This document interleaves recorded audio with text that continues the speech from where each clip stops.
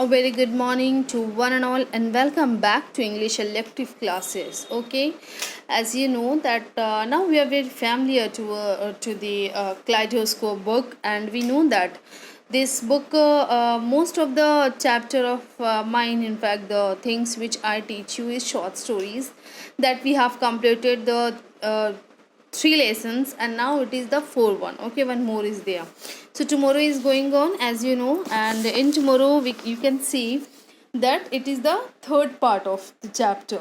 Okay, and we are taking almost a para in a day and trying to explain you in a detailed way so that you could not have any confusion on it. Okay, so let's continue with the paragraph. These cottages, ready? Okay, these cottages had one wall in common, shared in a line of iron railing dividing their front gardens. A wooden fence separated their back gardens. Okay so ना ये दोनों जो cottage है जिसमें हैगबर्ट खुद रहता था और एक जो है उसने किराए पे दिया हुआ था, as you know, and to whom he has given this for rent, Josiah Cavil. और उसकी जो बेटी रहती थी, ये जो है एक तार से, ये क्या है कि एक तार से उसने आयरन रेलिंग जैसा बिल्कुल डिवाइड कर दिया था, जिसमें हम लोग कपड़े सुखाते हैं, आयरन रेलिंग, ठीक है, जो मेटल का तार होता है उसे ये चीज़ें जो हैं वो डिवाइड करता था आगे की तरफ से, फ्रंट गार्डन की तरफ से। और उस तार पे उसके घर के आसपास वुडन फेंस थी, ठीक है, उस पे बेसी कार्विल जो है अपने कपड़े लेकर सुखा दिया करती थी। देन मिस बेसी कार्विल was allowed, as it were of right, to throw over it the tea clothes, blue rags, or an apron that wanted drying. Okay तो टी क्लोथ्स या कुछ भी कवर वगैरह जो है, जो भी होते थे, ब्लू रैग्स, उसके जो चिथड़े वगैरह जो थोड़ा बहुत जो धुले हुए थे वो वहाँ पे लेकर सुखा दिया करती थी। वो हैगबर्ट को बिल्कुल भी पसंद नहीं करता था, हैगबर्ट उसको इस बात से कि तुम हमेशा बाहर आकर सुखाती हो, तुम क्यों ऐसा करती हो, तुम अपने बैकवर्ड में क्यों नहीं सुखाती हो। बैकवर्ड मतलब पीछे का वरांडा जिसको हम कहते हैं। ओके, तो वो कहता है कि तुम वहाँ पे क्यों नहीं सुखाती हो ये सारे कपड़े। उसको जो है ये बाद में बहुत ज़्यादा चिड़चिड़ाता था, वो बहुत ज़्यादा इस बात से उसको चिड़ मचती थी कि ऐसा क्यों है, वैसा क्यों है। Okay, then it rots the word Bessie, my girl, the captain would remark mildly from his side of the fence each time he saw her exercising that privilege.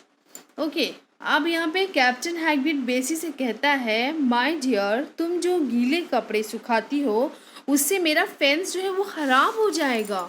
और हमेशा जब भी वो देखते थे बेसी को ऐसा करते हुए तो उसको वो टोक दिया करते थे जब भी वो फेंस में अपना कपड़ा डालती थी। Okay, she was a tall girl, the fence was low and she could spread her elbows on the top. Her hands would be red with a bit of washing she had done, but her forearms were white and shapely, and she would look at her father's landlord in an informed silence which had an air of knowledge, expectations and desire. Okay now यहाँ पे बेसी के बारे में description दिया गया है कि बेसी बहुत ही टॉल गर्ल थी और टॉल होने की वजह से बड़े ही आराम से अपने एल्बो को फेंस पे टेक लगा कर रख सकती थी। और उसकी जो हैंड्स है वो हमेशा रेड हुआ करते थे क्योंकि बहुत ज़्यादा शायद वो कपड़े धुला करती थी, जिसकी वजह से उसका जो फेयर हाथ है वो बिल्कुल रेड हो जाया करता था। उसके हाथ बड़े पतले और बड़े ही नाजुक शेप में थी और वो बड़ी ही साइलेंट थी, बहुत ही शांत मिजाज वाली। जब हैगबर्ट उसको टोकते थे कि तुम यहाँ पे कपड़े क्यों सुखाती हो, तो अपने लैंडलॉर्ड को बहुत ही साइलेंट तरीके से बस देखते रहती थी और इस बात का वो कुछ खास जवाब उसको नहीं देती थी. Okay, it rots the word, reported Captain Hagbard. It is only unthiftly, careless habit I know in you. Why don't you have a clothes line out in your backyard? Okay, और कैप्टन हैगबर्ट कहते हैं तुम्हारी ये हरकत की वजह से उसकी लकड़ियाँ जो हैं वो ख़राब हो रही हैं और यही एक बुरी आदत है तुम में. ओके, किसमें? बेसी में. तो अनथ्रिफ्टली मतलब यहाँ पे केयरलेस, यही एक केयरलेस आदत है तुम में जो मैं जानता हूँ. तुम क्योंकि अपने आंगन के तरफ से एक रस्सी बांध लेती हो और अपने कपड़ों को सुखा के लिया करो, वहाँ पे सुखा लिया करो. And he used to tell Bessie कि कभी कभी बेसी क्रूएल हो जाया करती थी, उसके बात को जवाब बिल्कुल भी नहीं देती थी. Y? Miss Carville would say nothing to this. She only shook her head negatively.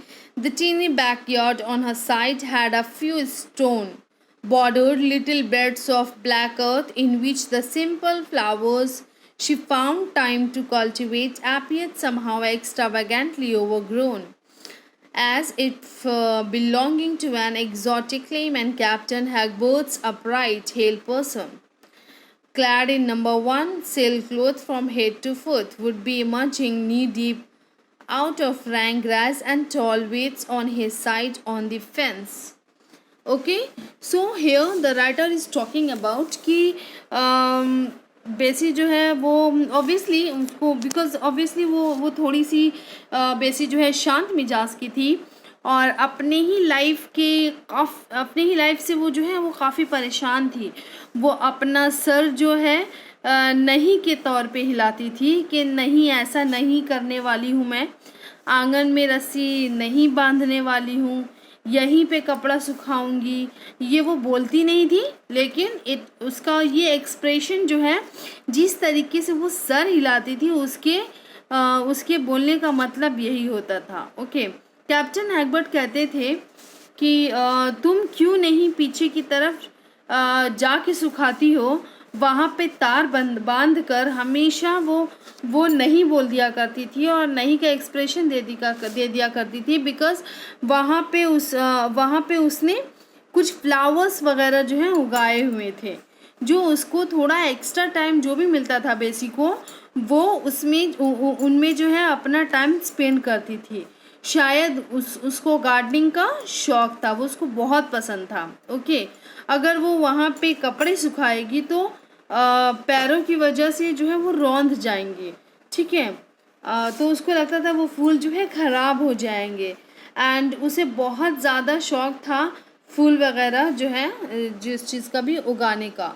तो वो भी जब भी उसको टाइम मिलता था उसी में वो टाइम स्पेंड किया करती थी. ओके, तो now let's see then what happens.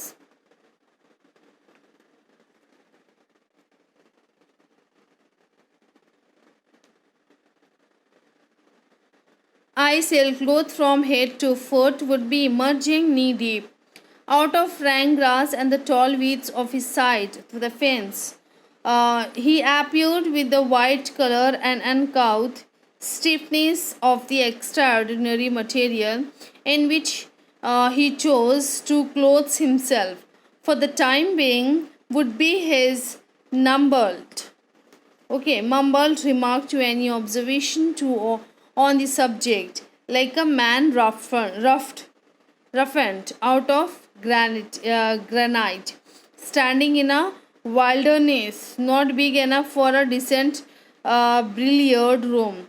A heavy figure of a man of stone with a red handsome face, a blue wandering eyes, and a great white beard flowing on his waist and never trimmed as far as Colebrook knew. Okay, so here it's talking about कि जो flower है वो अपने backyard में उगाती थी. काफ़ी ज़्यादा जो है वो ओवरग्रोन हो गया था. एक्स्ट्रावोगेंटली मतलब बहुत ज़्यादा वो बढ़ गया था. ठीक है, बहुत ज़्यादा अमाउंट में वो बढ़ चुका था। एंड इफ़ बेसी कार्वेल उसको जो है उस फ्लावर को ऐसे ट्रीट करती थी जैसे कोई एग्जॉटिक क्लाइंट के हो। ओके, नाउ एक ब्रांड के हो जैसे कि। एंड कैप्टन हैगबर्ट के बारे में यहाँ पे डिस्कस किया गया है कि कैप्टन हैगबर्ट का डिस्क्रिप्शन ये दिया गया है कि ही इज़ अ पर्सन, उसके clothes, he is that person, उसके क्लोथ के बारे में जिस तरीके से वो पहनते थे। What kind of cloth it was, sail cloth from head to foot. वो अब सेलर नहीं है, बट अभी भी जो उनका ड्रेसिंग सेंस थी वो एक सेलर की थी। हेड टू फुट यानी ऊपर से नीचे तक वो ऐसे ही कपड़े जो है पहना करते थे। वो कभी कभी बाहर आते थे अपने साइड के गार्डन में, वहाँ पे जो ग्रासेस थे यानी जो भी उगे हुए थे उसे इतने इतने बड़े बड़े हो गए थे कि उसके घुटनों तक आया करते थे, लेकिन तभी भी वो कट उसको नहीं करते थे। और जो उसके पार्ट में जो ग्रास था वो घुटनों तक हुआ करता था, किसके, कैप्टन हैगबर्ट के। और वो लेकिन कभी भी वो उसको काटने की कोशिश नहीं करते थे। और उसको जो है उसके कपड़े कैसे थे, और बहुत ही जैसे कि जब कोई कपड़ा बहुत बार पहन लेता है इंसान तो वो धुंधला जैसा हो जाता है, वो धुल धुल के बिल्कुल डिसकलर हो जाता है। तो इस तरीके के कपड़े वो पहनते थे। अनकाउट मीन्स कॉमन कपड़े, बिल्कुल नॉर्मल, जैसे कि बहुत बार धुल चुके हैं, ठीक है, वैसे कपड़े उनके होते थे। ज़्यादा उनके तड़क भड़क टाइप के बहुत ही अच्छे कपड़े नहीं होते थे, और इसी तरह का कपड़ा वो पहनना भी पसंद करते थे। और उनकी ऑब्जर्वेशंस और एक्सपेक्टेशंस काफ़ी ज़्यादा चीज़ जो है वो सही नहीं थे। उसकी एक्सपेक्टेशंस वो चीज़ सही नहीं थी कि, और ये बहुत ही ज़्यादा बेसिक कार्विल से ही होती थी एक्सपेक्टेशंस, लेकिन वो उसको फुलफ़िल नहीं कर पाती थी। ओके, सो वाइल्डनेस मीन्स यहाँ पे you can C a state of dissatisfaction and disfavour. Okay, तो हमेशा उनकी जो इमोशंस था वो वाइल्डनेस में ही होता था। वो हमेशा डिससेटिस्फाई ही रहते थे लोगों से, उनके बिल्डअप से जो थे, जो काफ़ी ज़्यादा ब्रॉड स्ट्रक्चर के थे। उनकी बिल्डिंग बहुत ज़्यादा लंबे चौड़े थे, काफ़ी अच्छा उनका स्ट्रक्चर था, जैसे कि अमेरिका वगैरह में जो होता है, ठीक है। तो वो काफ़ी ज़्यादा जो है वो वाइट होते थे को अमेरिका वगैरह के लोग जो होते हैं उनका कॉम्प्लेक्शन बहुत ज़्यादा काफ़ी वाइट हुआ था। अब वो बूढ़े हो चुके हैं, तो वो लोग अमेरिकन वाले क्या है ना, जब बूढ़े हो जाते हैं तो उनके चेहरे जो है रेडिश कलर के हो जाते हैं, जिसे वो स्किन, जैसे हम लोगों को लगता है कि वो स्किन जल गया है। तो उनके स्किन जो है वो काफ़ी ज़्यादा हैंडसम थे, but he was old but quite good looking. Okay, तो उनका फेस जो था वो एक ही had a red handsome face, और उनकी वाइट दाढ़ी जो थी वो काफ़ी लंबी थी, उनके वेस्ट तक आती थी वो, है ना। कभी भी उन्होंने अपनी दाढ़ी को जो है ट्रिम नहीं किया, जहाँ तक कि कोल ब्रिज के लोग जानते हैं। वैसे ही तब से वो जो है उनकी दाढ़ी बिल्कुल वैसे ही है ना, उन्होंने कटवाया नहीं है। तो here you can see that कि काफ़ी डिटेल में हमें समझाया गया है कि बेसी कार्वेल का लुक्स के बारे में, या गार्डन का हो, या फिर कैप्टन हैगबर्ट के बारे का लुक, उसके लुक का हो, उसके ड्रेस का हो, उनके दाढ़ी का हो। बिकॉज जैसा कि हम लोग अब already earlier we have talked about कि when we have studied about Joseph Conrad, तो इनके हर स्टोरीज़ जो होती हैं वो काफ़ी डिटेल्ड होती है। तो ये परफेक्ट एग्जाम्पल है टू लर्न कि यहाँ पे सारी डिटेल चीज़ें जो है उन्होंने बताई है। इतना बताने की ज़रूरत नहीं थी, बट चूँकि he had a habit of writing in each and everything in a detail form, तो उन्होंने शायद इसलिए डिटेल में एक्सप्लेन किया है। Okay, hope you got it. The next para we will do in our next video. So keep watching, keep learning, and wait for uploading the next video. And yes, if you have not seen the rest two videos of the chapter tomorrow, so it's my request to you all that first you visit those lectures and then come to this one, so that a series और एक मतलब एक लगातार जो मोड़ होती है सीखने की, जो वैल्यूज़ होती है, that will you will maintain that, so आपका कहीं भी एक कॉन्सेप्ट छूटे ना. So please keep it, keep watching, keep it in mind. Okay, thank you.